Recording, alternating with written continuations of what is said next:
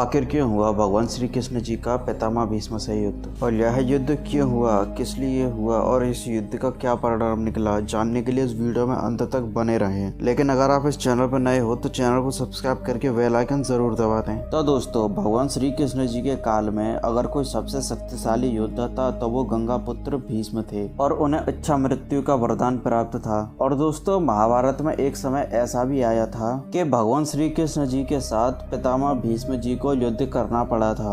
दुर्योधन के लांछन लगाने के बाद पितामह भीष्म ने प्रतिज्ञा की थी कि मैं कल के युद्ध में पांडवों का विनाश कर दूंगा। फिर भगवान श्री कृष्ण जी ने भी पितामह भीष्म की नीति की योजना बनाना शुरू कर दी और पितामह भीष्म को पांडव बहुत ज्यादा प्रिय भी थे। और दोस्तों, अर्जुन पितामह भीष्म का वध नहीं करना चाहते थे और पितामह भीष्म ने साक्षात काल का रूप धारण कर सभी को परास्त करना शुरू कर दिया और साथ ही सेना का विनाश शुरू कर दिया। और दोस्तों, पितामह भीष्म ने अपने दिव्य अस्त्रों का इस्तेमाल सिर्फ अर्जुन पर ही नहीं, भगवान श्री कृष्ण पर भी चालू कर दिया था। और पितामह भीष्म ने अपने एक एक ही अस्त्रों से सभी महायोद्धाओं को परास्त कर दिया। और पितामह भीष्म इतने पराक्रमी योद्धा थे कि पांडवों में उनका सामना कोई भी नहीं कर सकता था। और दोस्तों, इस युद्ध में अगर भगवान श्री कृष्ण जी ना होते तो पांचों पांडवों के लिए पितामह भीष्म का एक एक ही बाण काफी था। असल में दोस्तों, महाभारत का युद्ध पांडवों और कौरवों के बीच में नहीं बल्कि कौरवों और भगवान श्री कृष्ण के बीच में हुआ था। भगवान श्री कृष्ण जी ने सभी योद्धाओं से पांडवों की हर बार रक्षा की।